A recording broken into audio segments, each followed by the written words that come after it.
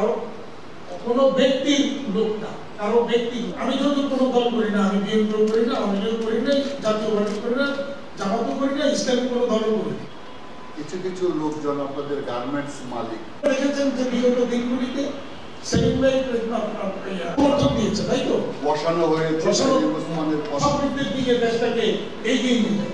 এই ক্ষেত্রে তো আগামী 25 অগাস্টে গত বছর এনবিআর হিসাব দিয়েছে গত 2024 সালে 96,000 কাস্টমস এনবিআর 3টা ডিপার্টমেন্ট, কাস্টমস, ট্যাক্স আর ভ্যাট, এই 3টে ডিপার্টমেন্ট নিয়ে আমাদের অনেকগুলি সমস্যা আছে যেগুলি আমি কথা বলেছি এবং এইগুলি নিয়ে আমরা কাজ করবো।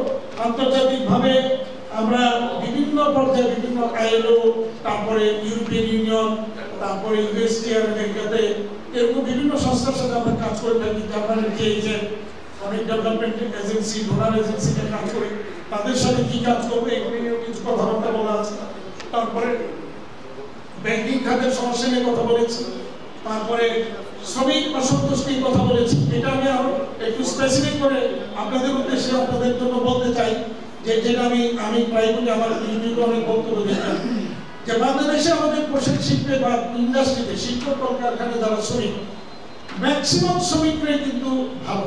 তারা কখনোই ওই ভ্যান্ডালিজম চান না, ভাঙচুর করেন না, কোন রকমের অশান্ত পরিবেশ তৈরি করতে চান না আমাদের সেই শ্রমিকরা।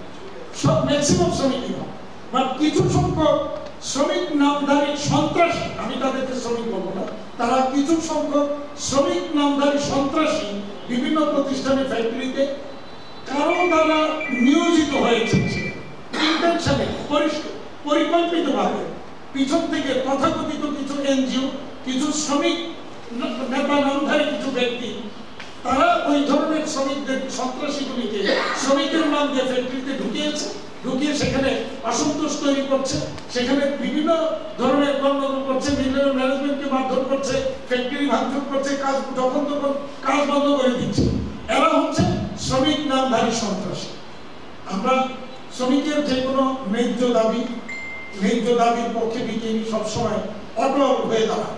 আমাদের কিন্তু বন্ড কমিশনের থেকে আমাদের বলছে যে মিলের সুতা আপনি এই এইচএস কোডটা ব্যবহার, ওকে আমরা এই এইচএস কোডে আছি।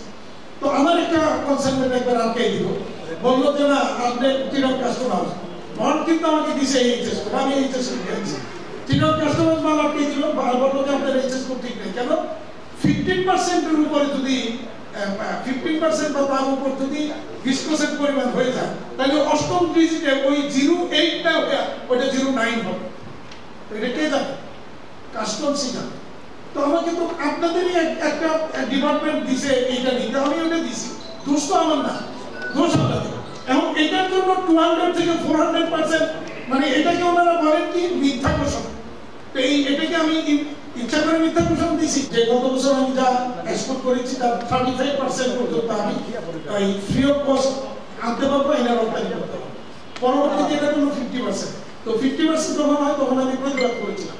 আমি বললাম এটা কেন আপনার ধারী ভিত্তিক 50 করছে, why not 100%? কারণ এটা সবচেয়ে নিরাপদ।